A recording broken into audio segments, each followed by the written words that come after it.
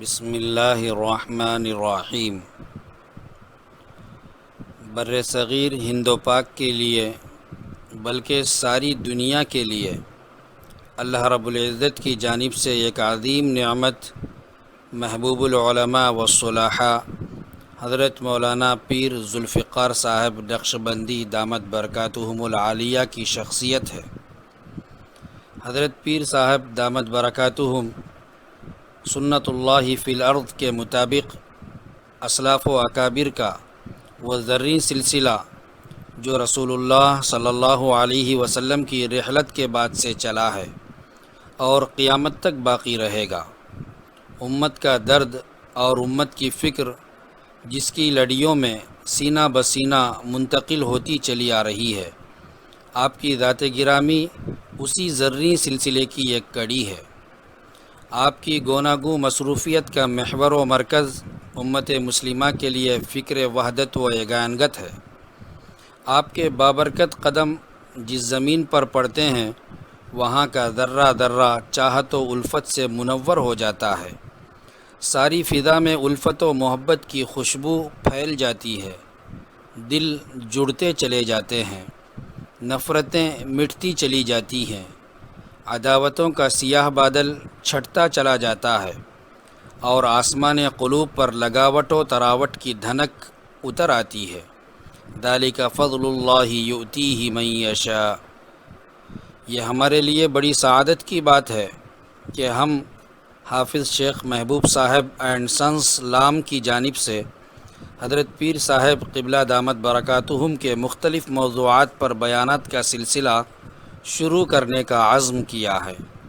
اللہ رب العزت سے دعا گو ہیں اللہ اس کاوش کو قبول فرمائے اور مقبول خاص و عام فرمائے، آمین۔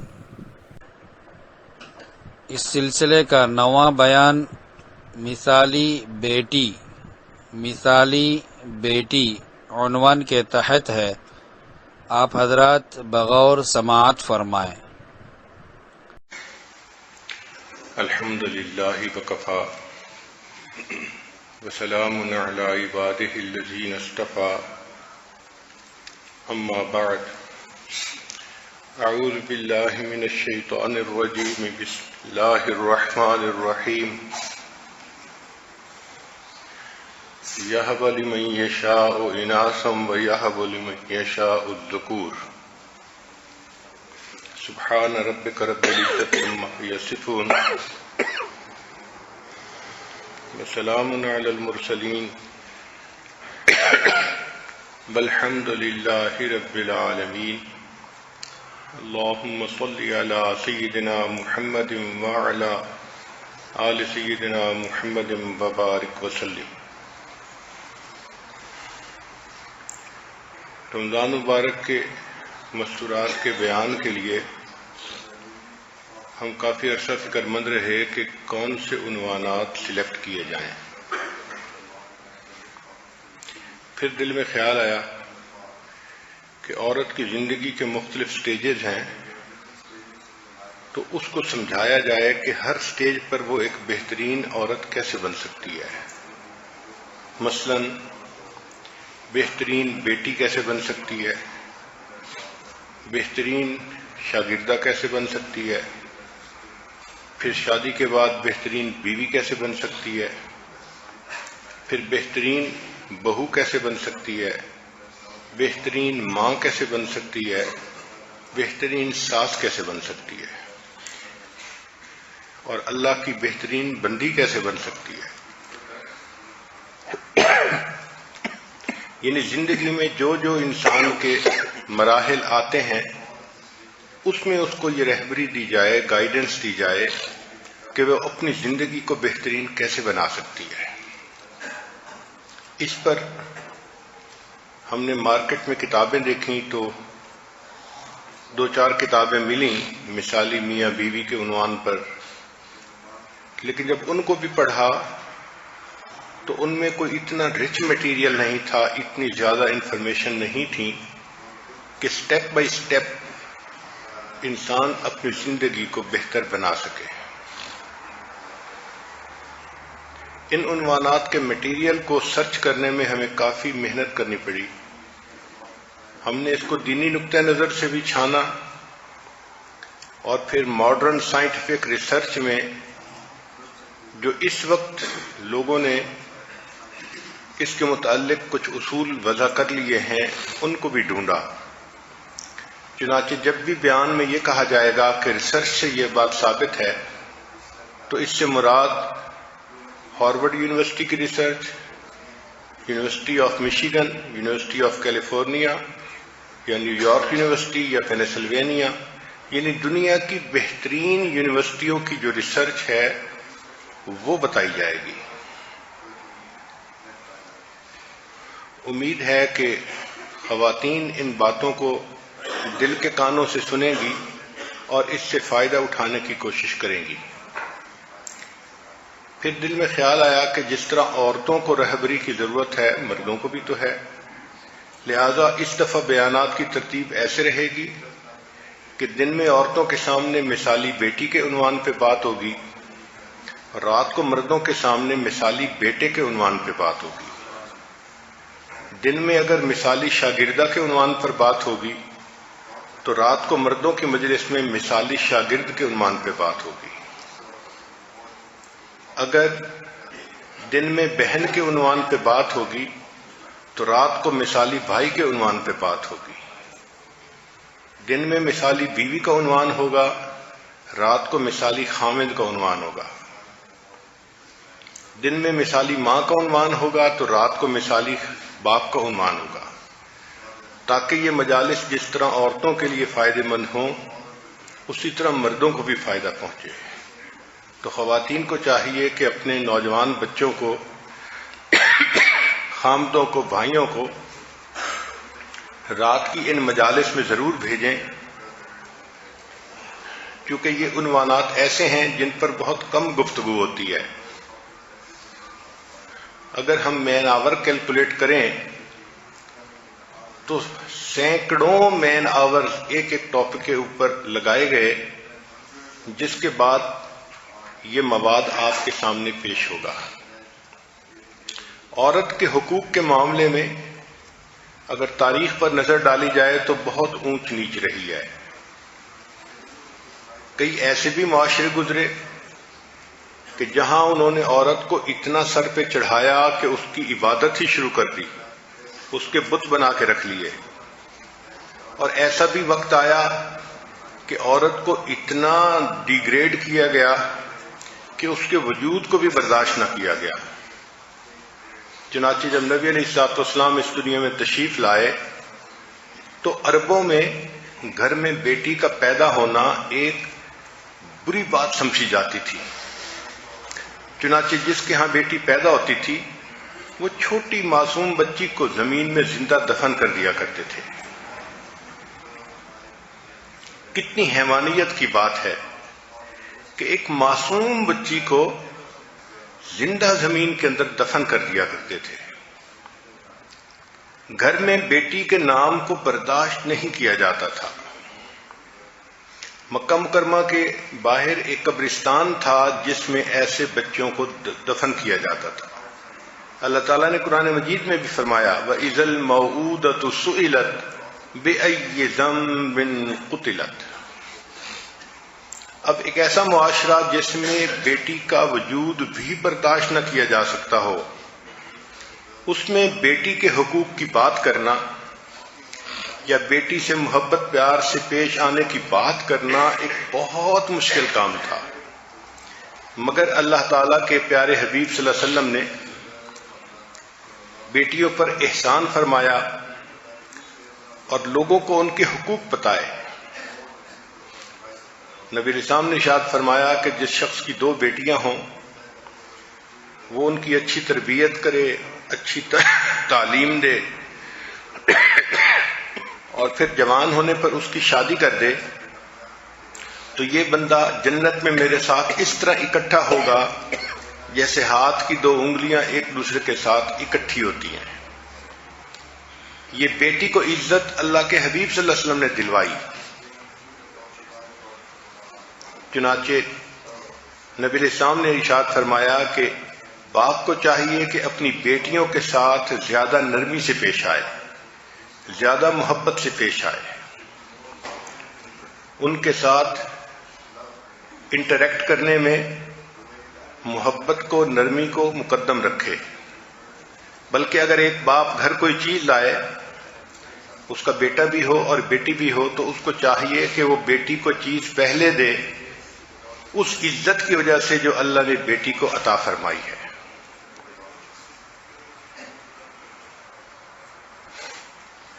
نبی علیہ السلام تشریف فرما تھے،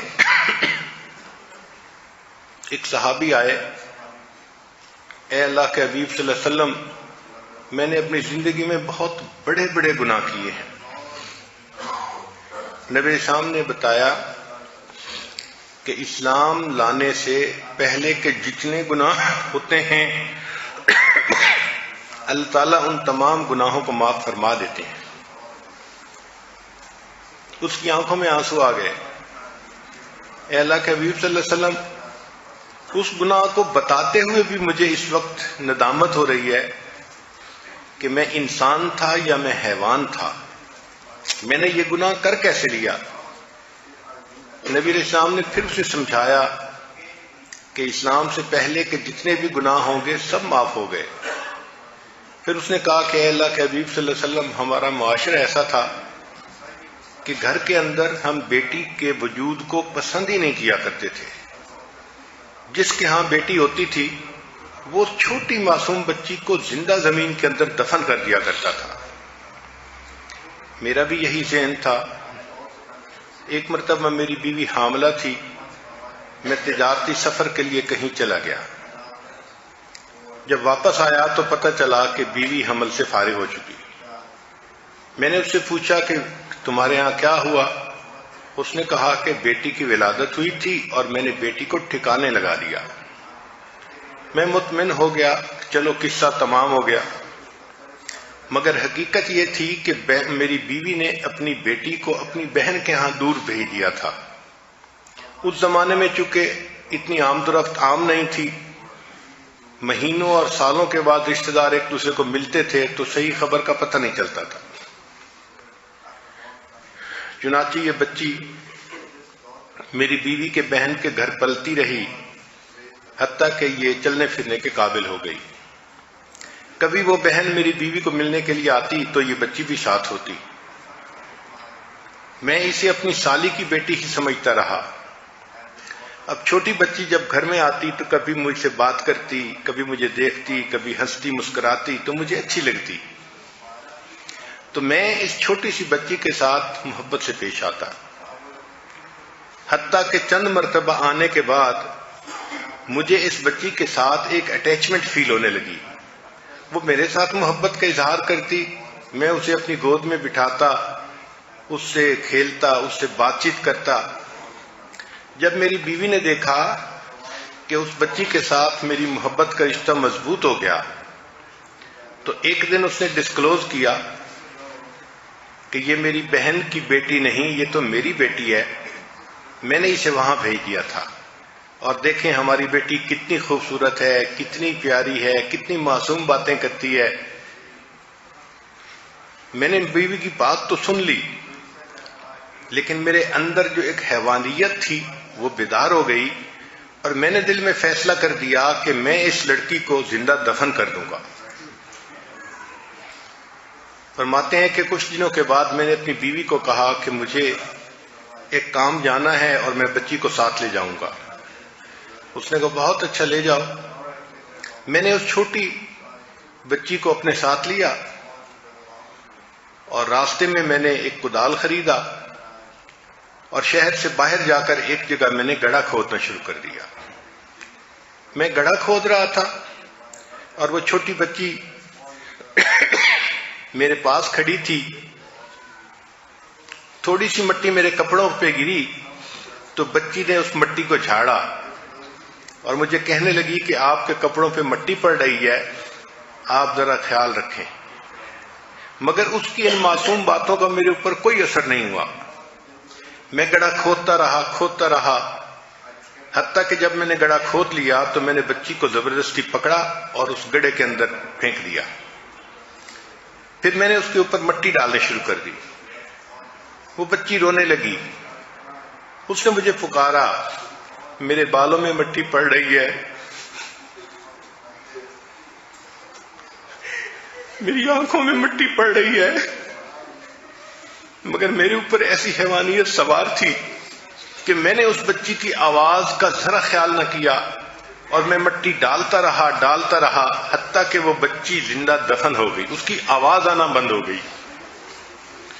جب میں نے اس کو زمین میں دفن کر لیا تو میں واپس گھر آ گیا اور بیوی کو بتا دیا. تو بیوی کیا کہہ سکتی تھی؟ اے اللہ کے حبیب صلی اللہ علیہ وسلم، ایک زندگی کا وقت وہ بھی تھا کہ میں نے اپنے ہاتھوں سے اپنی زندہ بیٹی کو دفن کیا،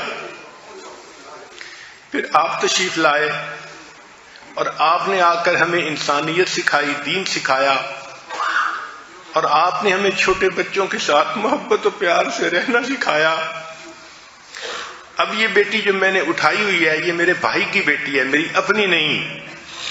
لیکن اب ہمارے دلوں میں چھوٹے بچوں کے ساتھ اتنی محبت ہے کہ میں اپنے بھائی کی بیٹی کو بھی اٹھاتا ہوں اور اس سے پیار کا اظہار کرتا ہوں.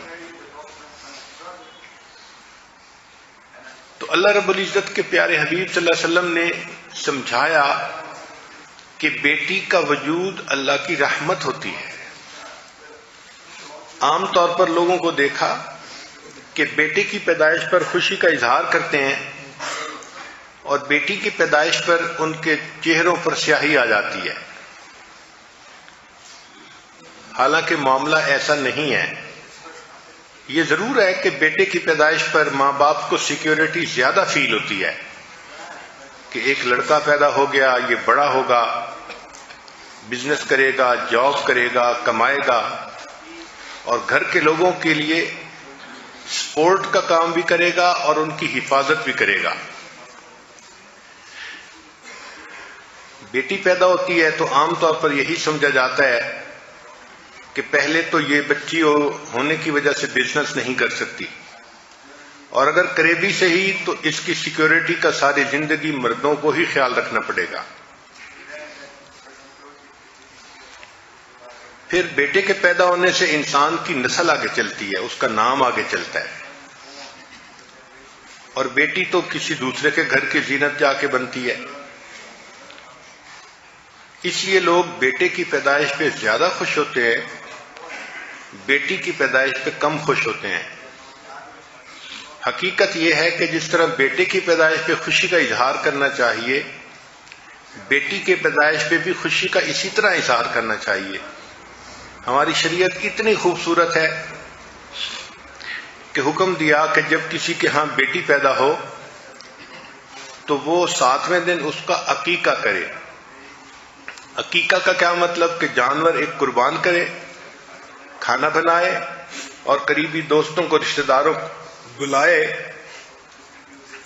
اور یہ اظہار ہے اللہ کے ہاں شکر کا کہ اللہ آپ نے ہمیں ایک نعمت سے نوازا ہے. اور اگر کسی کے ہاں بیٹا ہو تو وہ 2 بکرے قربان کرے، کیونکہ اب اس کے نام بھی آگے چلے گا، نسل بھی آگے چلے گی، تو زیادہ شکر کا اظہار کرنا چاہیے. یعنی خوشی کا اظہار تو گویا دونوں کی ولادت پہ ہوا، بیٹی پہ بھی اور بیٹے پہ بھی. اسی لیے جو نیک باپ ہوتے ہیں وہ اپنی بیٹیوں کو ہمیشہ بہت محبت پیار سے پالتے ہیں، ان کی تعلیم کا خیال کرتے ہیں، ان کی اچھی تربیت کرتے ہیں، ان کو آداب سکھاتے ہیں.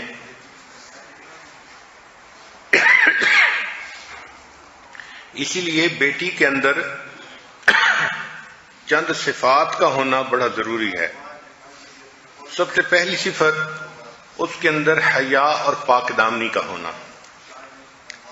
شریعت نے کہا کہ الحیاء شعبۃ من الایمان، حیا ایمان کا شعبہ ہے.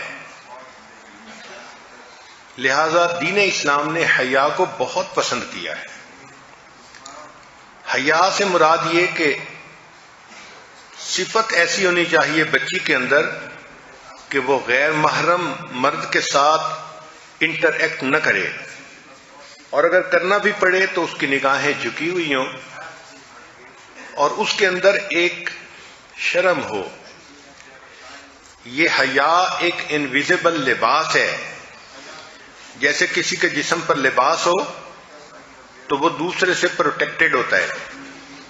یہ حیا بھی ایک انویزیبل لباس ہے، نظر نہیں آتا، مگر حیا کی وجہ سے عورت غیر مرد سے پروٹیکٹڈ ہوتی ہے، محفوظ ہوتی ہے. اس لیے بچیوں کو حیا کی تعلیم دینی چاہیے.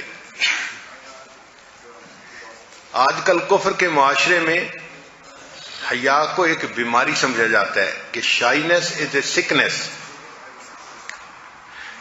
کفر کے ماحول میں لڑکی کو کہا جاتا ہے کہ تم غیر مرد سے بات کرو تو آئی کنٹیکٹ کرو اس کے ساتھ، جو انتہائی بری بات ہے. اسی کی وجہ سے پھر لڑکی کے اندر شرم و حیا تو ختم ہی ہو جاتی ہے، اور پھر کردار کی وہ سب خرابیاں جو آتی ہیں وہ اس لڑکی میں آ جاتی ہیں. مرد بگڑتا ہے تو تھوڑا بگاڑ ہوتا ہے، عورت بگڑتی ہے تو زیادہ بگاڑ ہوتا ہے. چنانچہ جس بچی کے اندر شرم و حیا نہ ہو وہ اکیلی نہیں بگڑتی، وہ اپنے ساتھ پھر درجنوں مردوں کی زندگی بھی بگاڑتی ہے.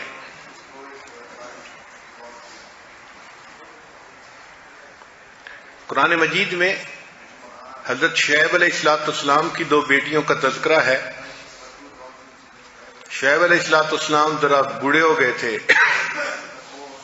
ان کا بیٹا نہیں تھا، ان کی بیٹیاں تھیں. تو جب گھر میں بیٹا نہ ہو تو کام بیٹیوں کو سنبھالنے ہوتے ہیں. چنانچہ ان کی بیٹیاں اپنی بکریوں کو چرانے کے لیے لاتی تھیں اور کنویں پر ان کو پانی پلا کے واپس لے جاتی تھیں. حضرت موسیٰ علیہ السلام جب مدین پہنچے تو انہوں نے قبیلے کے لوگوں کو دیکھا، بستی کے لوگوں کو، کہ انہوں نے بکریوں کو پانی پلایا اور پھر اس کے کنویں کے اوپر ایک پتھر کی چٹان رکھ دی تاکہ کوئی اور اس پانی کو استعمال نہ کر سکے. وہ 2 بچیاں جب اپنی بکریوں کو لے کر آئیں تو ان کے اندر تو اتنی طاقت نہیں تھی کہ وہ چٹان کو ہٹا سکیں اور بکریوں کو پانی پلا سکیں. تو جو کچھ بچا کھچا پانی تھا انہوں نے اپنی بکریوں کو پلا دیا. حضرت موسیٰ علیہ السلام نے جب دیکھا تو انہوں نے اس چٹان کو اکیلے ہٹا دیا اور ان بچیوں کے لیے بکریوں کو پانی پلا دیا. بچیاں گھر گئیں اور انہوں نے اپنے والد کو جا کے یہ بات سنائی. تو حضرت شعیب علیہ السلام نے ان میں سے ایک بیٹی کو بھیجا کہ جاؤ اس آدمی کو بلا کے لاؤ. قرآن پاک میں ہے وَجَاءَتْ إِحْدَاهُمَا تَمْشِي عَلَى اسْتِحْيَاءٍ. ان میں سے ایک جو بچی تھی وہ آئی اور بڑی باحیا بن کے وہ چل رہی تھی، یعنی اس کے چلنے سے بھی حیا ظاہر ہوتا تھا. ایسی وہ باحیا لڑکی تھی، بیٹی تھی. تو معلوم ہوا کہ یہ حیا کی صفت اللہ تعالیٰ کو بہت پسندیدہ ہے.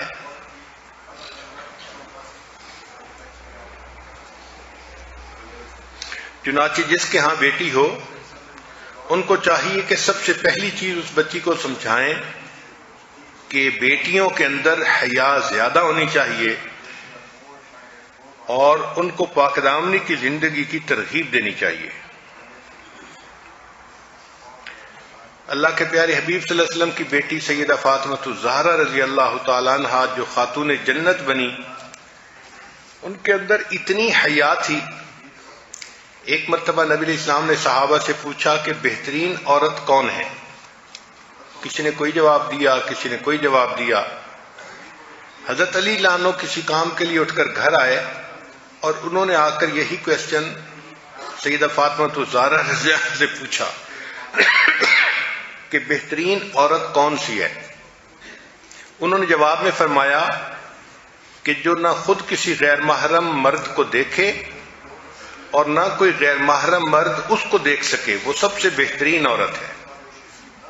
حضرت علی عنہ نے واپس آ کر نبی علیہ السلام کو یہ جواب دیا تو نبی علیہ السلام بہت خوش ہوئے.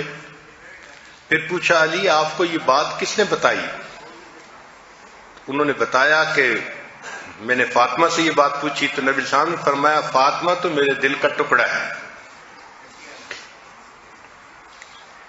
اس لیے جب سیدہ فاطمہ الزہرا رضی اللہ عنہا کی وفات ہونے لگی تو انہوں نے وصیت فرمائی کہ میرا جنازہ دن کی روشنی میں نہ نکالا جائے، اس لیے کہ اگرچہ میت کفن میں لپٹا ہوا ہوتا ہے مگر روشنی کی وجہ سے اس کی جسامت کا اندازہ ہوتا ہے، قد چھوٹا ہے، قد لمبا ہے، جسم موٹا ہے، جسم پتلا ہے، یہ اندازہ ہو جاتا ہے.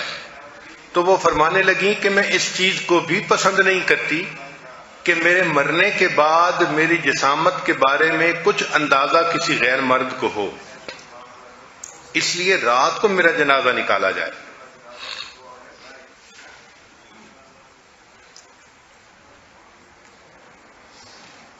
سیدہ عائشہ صدیقہ رضی اللہ تعالی عنہا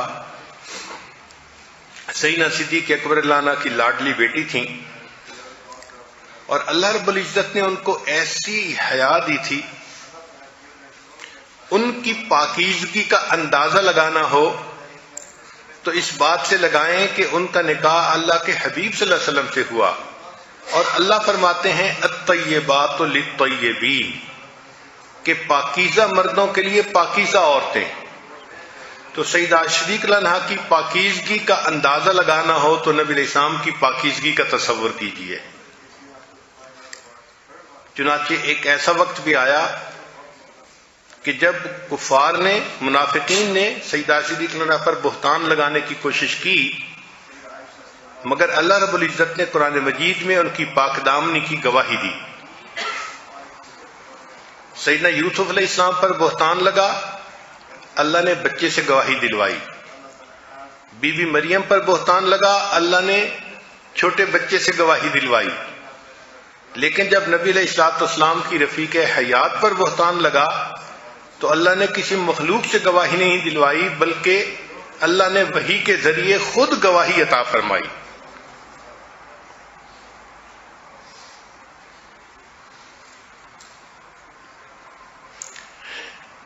بی بی مریم کے بارے میں قرآن مجید میں ہے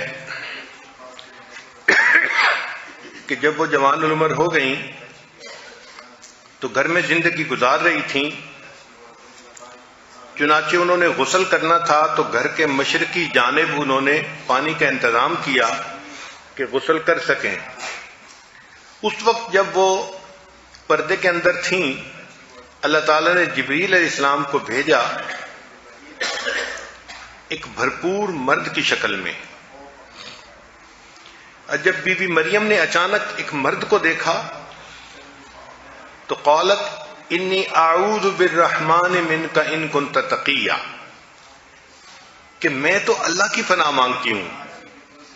بی بی مریم کوئی آج کے دور کی بگڑی ہوئی بیگم نہیں تھی کہ غیر محرم مرد کو دیکھتی تو مسکراہٹ سے استقبال کرتی. وہ پاکیزہ زندگی گزارنے والی تھی، پاک دامن تھی.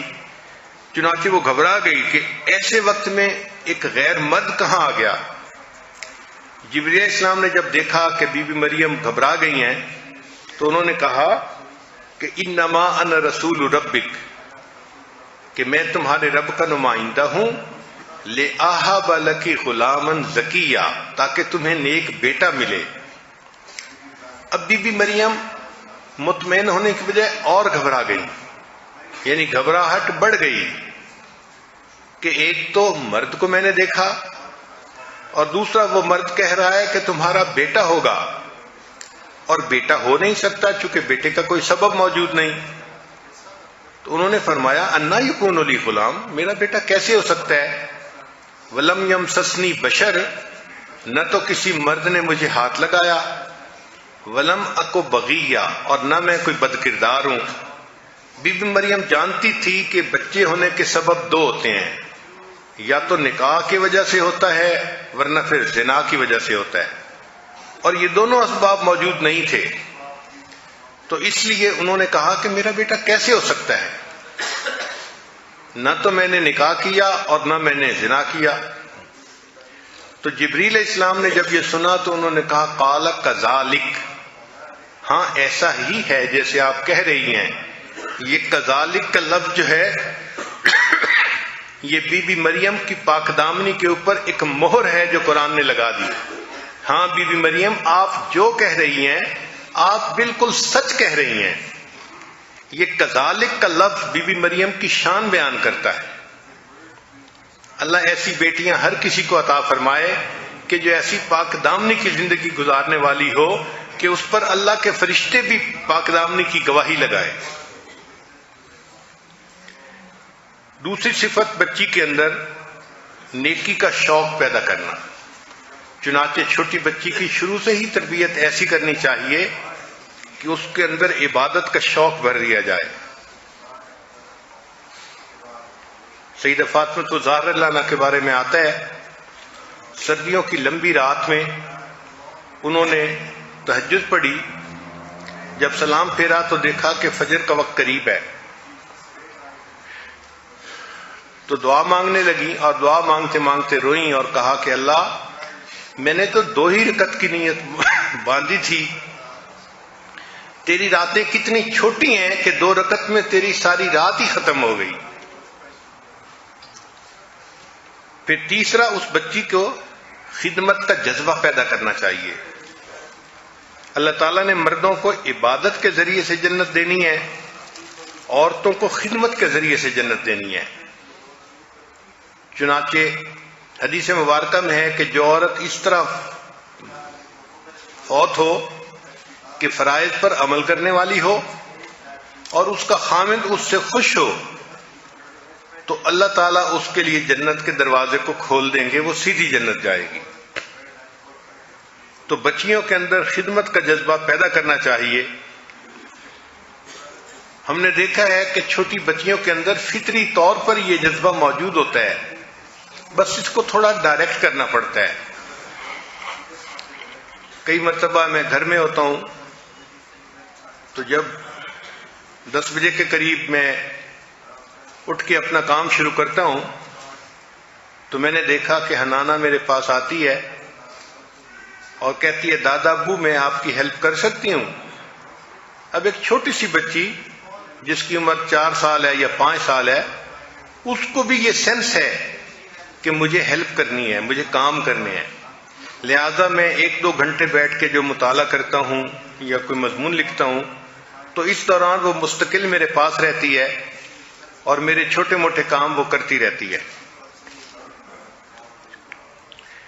پھر بچیوں کو استقامت سکھانی چاہیے کہ حالات کی اونچ نیچ جیسی بھی ہو وہ نیکی کے اوپر جمی رہیں.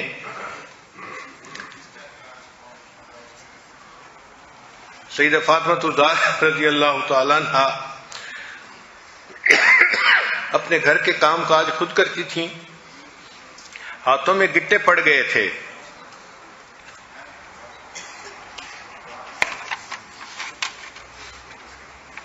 پھر ایک چیز بچیوں کو اور سکھانی چاہیے، اس کو کہتے ہیں زہد فی الدنیا، کہ ان کے دل میں دنیا کا زہد پیدا کرنا ضروری ہے. ورنہ وہ بچی جب دنیا کی چمک دمک کو دیکھتی ہے تو پھر اسی میں گم ہو جاتی ہے. فطری طور پر اس کے دل میں سونے چاندی کی محبت ہوتی ہے، مال کی محبت ہوتی ہے. کسی بھی عورت کو کہے نا کہ ہم آپ کے جسم میں کیل گاڑیں گے تو پریشان ہو جائے گی، میرے جسم میں کیل ٹھونکیں گے؟ آپ کہیں ہاں ہاں سونے کا کیل ٹھونکیں گے، کہنے لگی پھر ٹھیک ہے. فطری طور پہ محبت ہی ایسی ہے اس کے اندر سونے اور چاندی کی. أَوَمَن يُنَشَّأُ فِي الْحِلْيَةِ وَهُوَ فِي الْخِصَامِ غَيْرُ مُبِينٍ. تو دل کے اندر آخرت کی محبت ہونی چاہیے اور دنیا کے معاملے میں دل کے اندر زہد ہونا چاہیے.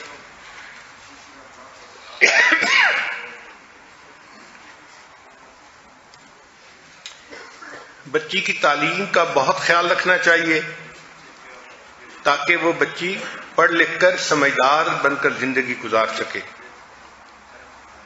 شریعت نے کہا کہ عورت ناقص العقل ہوتی ہے. اس پر بعض عورتوں کو بہت غصہ آتا ہے کہ ہمیں ناقص العقل کیوں کہا گیا.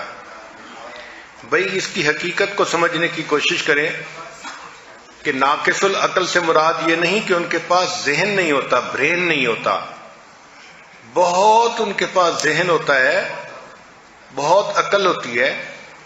اس لیے ایک بھائی اور ایک بہن مل کے قرآن پاک حفظ کرنا شروع کریں تو ہمارا تجربہ ہے کہ بہن پہلے مکمل کر لیتی ہے، بھائی بعد میں کرتا ہے، کیونکہ بھائی کے اندر کنسنٹریشن نہیں ہوتی.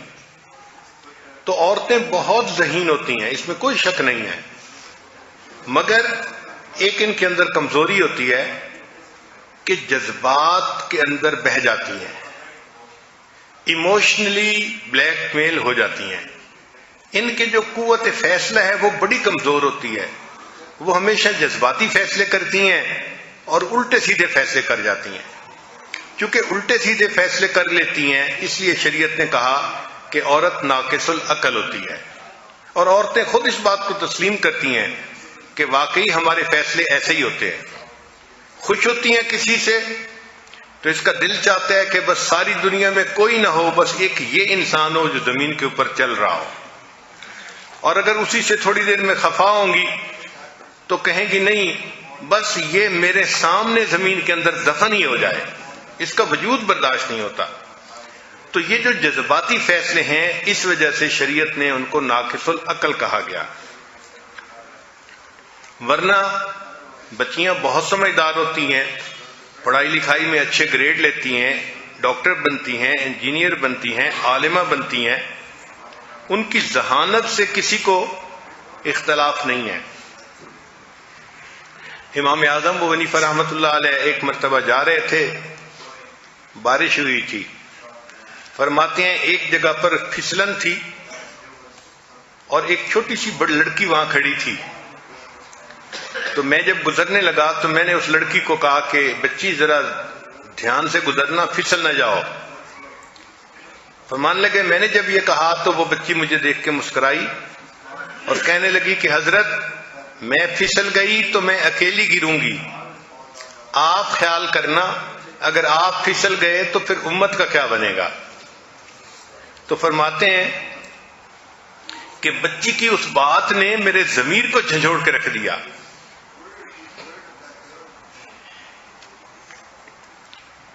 پھر بچی کے اندر غم گساری کی صفت کو پیدا کرنا چاہیے تاکہ وہ دوسروں کے غم میں ان کے ساتھ شریک ہو.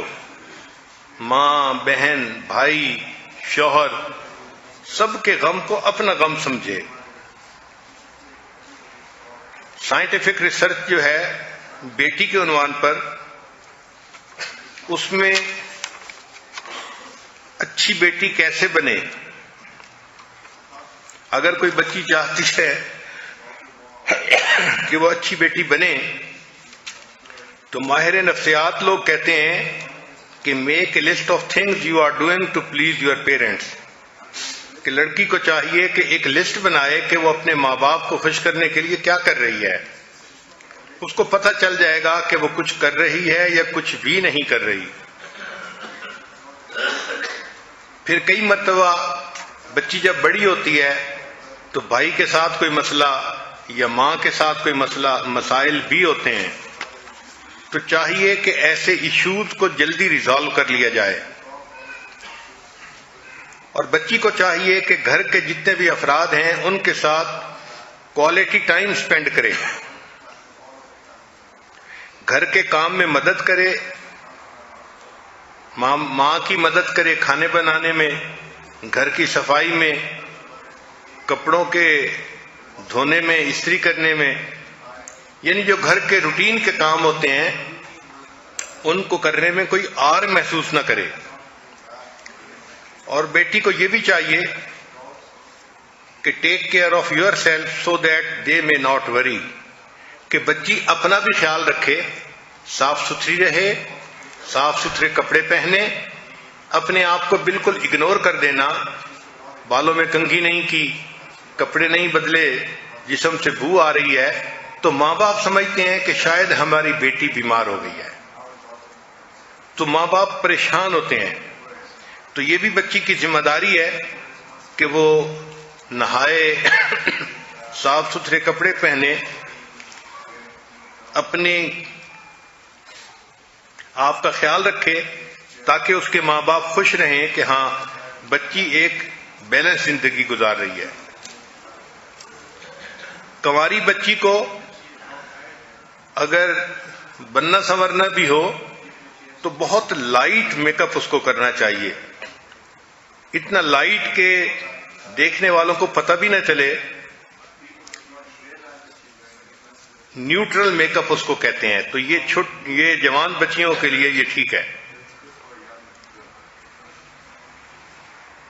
لسن when your parents want to say some thing, جب ماں باپ کوئی بات کہیں تو بچی کی ذمہ داری ہے کہ وہ اس بات کو توجہ کے ساتھ سنے۔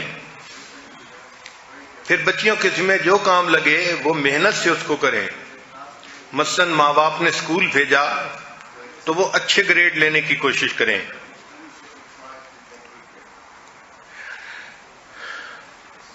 اگر کوئی گھر کے اندر ایشو ہو تو بیٹی کو چاہیے کہ وہ اس ایشو کو ماں باپ کے ساتھ ڈسکس کرے، اپنی فرینڈز کے ساتھ ڈسکس نہ کرے۔ جوان بچیاں یہ غلطی کرتی ہیں کہ اپنے گھر کے معاملات کو اپنی سہیلیوں کے ساتھ ڈسکس کرتی ہیں، یہاں سے بگاڑ اور زیادہ ہو جاتا ہے۔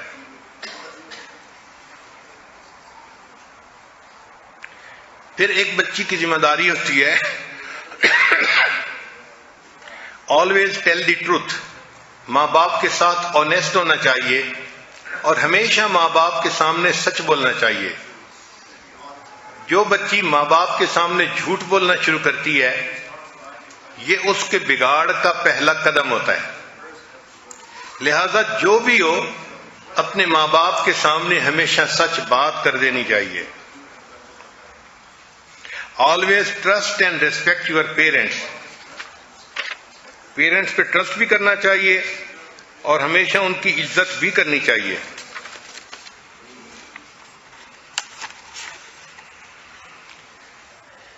Prioritise your parents over other task, ماں باپ کو باقی کاموں کے اوپر ترجیح دینی چاہیے۔ اگر بچی کسی وجہ سے اپسیٹ ہے تو اس کو چاہیے کہ وہ اپنی حالت اپنے ماں باپ کو بتائے، اور جب اس کی حالت ٹھیک ہو جاتی ہے تو وہ ماں باپ کو بتا دے کہ اب میری طبیعت ٹھیک ہے۔ پھر جوان بچی کو چاہیے کہ جیسے ماں باپ بیٹی کے لیے گفٹ لاتے ہیں، یہ بھی چھوٹے چھوٹے گفٹ اپنی ماں، اپنی بہن، اپنے باپ، ان کو چھوٹے چھوٹے گفٹ دے۔ اس سے محبت کا اظہار ہوتا ہے اور اس سے محبت کا رشتہ مضبوط ہوتا ہے۔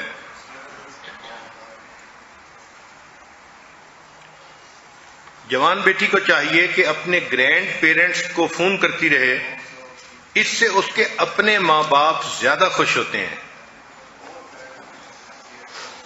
زندگی کے جتنے بڑے ایشو ہیں بچی کو چاہیے کہ کبھی خود فیصلہ نہ کرے، ہمیشہ اپنے ماں باپ کے ساتھ ڈیسیژن مل کر کرے۔ پھر جوان بیٹی کو چاہیے کہ اپنے بچپن کے جوک، بچپن کی باتیں، بچپن کی میموریز وہ وقتاً فوقتاً بیان کرتی رہے۔ ماں باپ ایسی میموریز کی باتیں سن کر خوش ہوتے ہیں۔ پھر جوان بیٹی کو چاہیے کہ she should learn house keeping from mother, وہ اپنی ماں سے ہاؤس کیپنگ کو سیکھنے کی کوشش کرے۔ انسان کو کام خود بخود نہیں آتا، کوئی سکھاتا ہے پھر کام کرنا آتا ہے۔ اسی طرح جو بیسٹ ریسیپی ہے فوڈ کا، اس کو چاہیے کہ وہ بھی اپنی امی سے سیکھے۔ اور بیٹی اپنی جتنی سہیلیاں ہیں ان کا انٹروڈکشن اپنی والدہ سے ضرور کروائے، تاکہ والدہ کو پتہ چلے کہ اس کی سہیلیاں کون کون ہیں اور کیسی ہیں۔ ہم نے دیکھا ہے کہ جوان لڑکے لڑکیاں اپنے دوستوں کا تعارف اپنے والدین سے کرواتے ہوئے حجاب محسوس کرتے ہیں، مشکل ان کو فیل ہوتا ہے۔ وہ سمجھتے ہیں کہ ہم تو نئی جنریشن ہیں، اور یہ ہمارے ماں باپ تو آؤٹ ڈیٹڈ ہیں، پرانے زمانے کے لوگ ہیں، ہم ان کا تعارف کیا کروائیں؟ چنانچہ ایک صاحب تھے، وہ اسکول ٹیچر تھے. ایک دن ان کے والد گاؤں سے ان کو ملنے اسکول آ گئے. اب ٹیچر صاحب نے دور سے دیکھ لیا کہ میرے والد صاحب آئے ہیں، مگر انہوں نے تہبند باندھا ہوا تھا، اور شہر کے ماحول میں تہبند باندھنا ذرا عجیب سا لگتا تھا. تو وہ ٹیچر صاحب کو برا فیل ہوا، اس حالت میں میرے والد صاحب آئیں گے تو کلاس کے لڑکے کیا کہیں گے کہ استاد صاحب کتنے برے بیک گراؤنڈ سے آئے ہیں. چنانچہ جب ان کے والد صاحب آئے کلاس میں تو ٹیچر نے لڑکوں کو پہلے ہی بتا دیا کہ میرے والد کے دوست آئے ہیں اور میں ان سے ملنے لگا ہوں. اللہ کی شان کہ ان کی یہ بات ان کے والد نے سن لی کہ اس نے میرا تعارف کروایا ہے کہ یہ میرے والد کے دوست ملنے کے لیے آئے ہیں.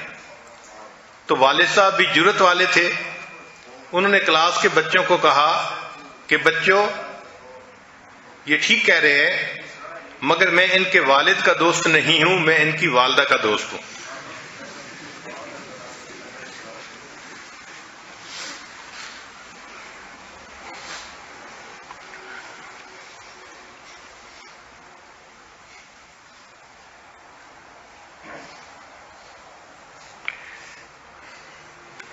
کبھی کبھی بڑی عمر کی بچی اور ماں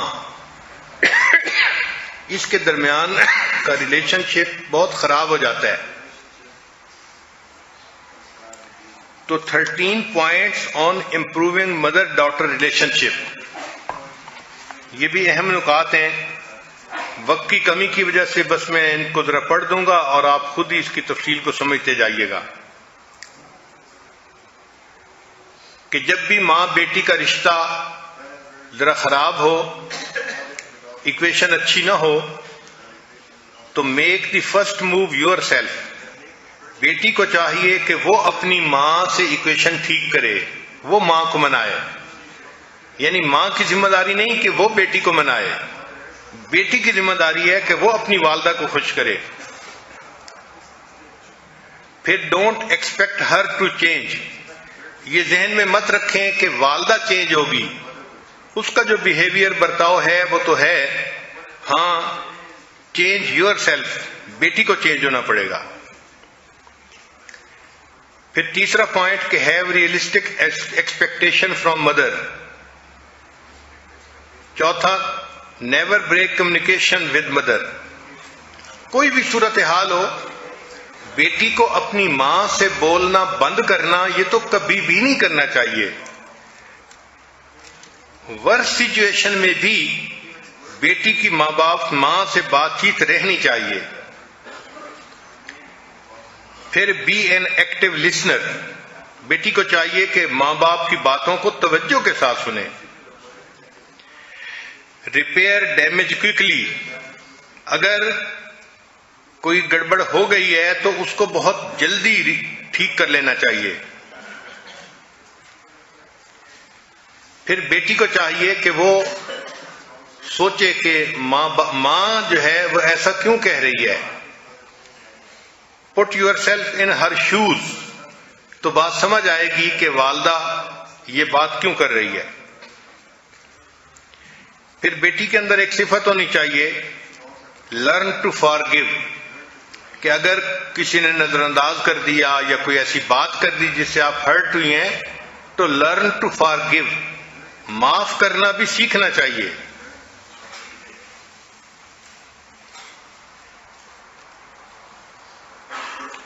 اور ایک خاص بات کہ ماں بیٹی کا ریلیشن شپ جب خراب ہوتا ہے نا، تو ہم نے دیکھا ہے کہ بات چیت کے دوران یہ بچیاں ہمیشہ پرانی باتیں نکال کے لاتی ہیں. اس کو کہتے ہیں گڑے مردے اکھاڑنا، یعنی جو مردے زمین میں دفن ہو چکے ان کو اکھاڑنا.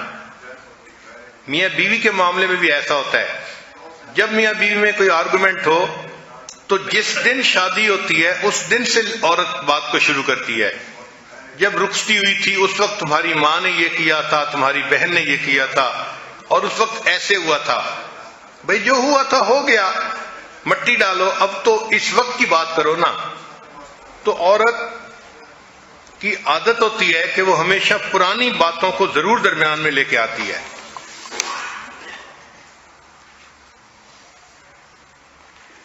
پھر ایک خاص نقطہ کہ don't bring in third party to resolve your problems.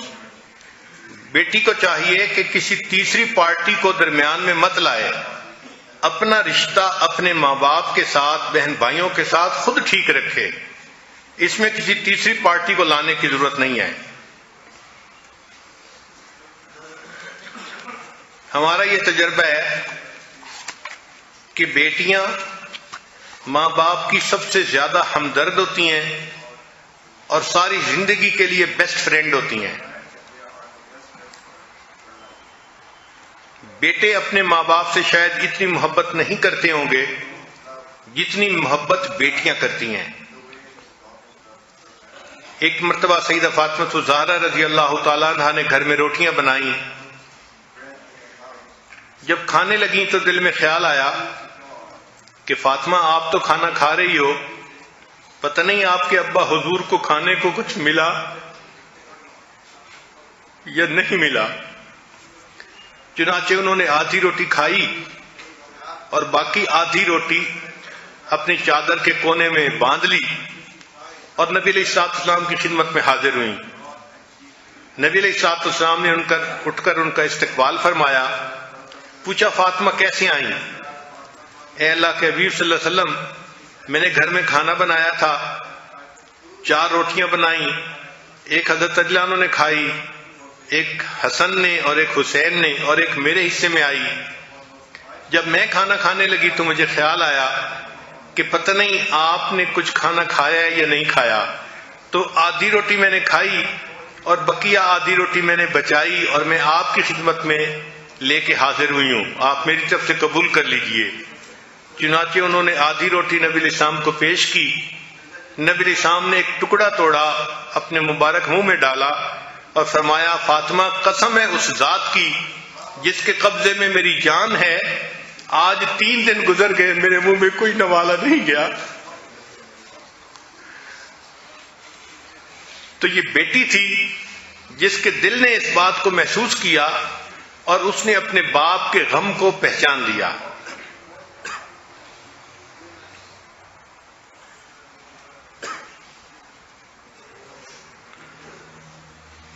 ایک نوجوان کی شادی ہوئی.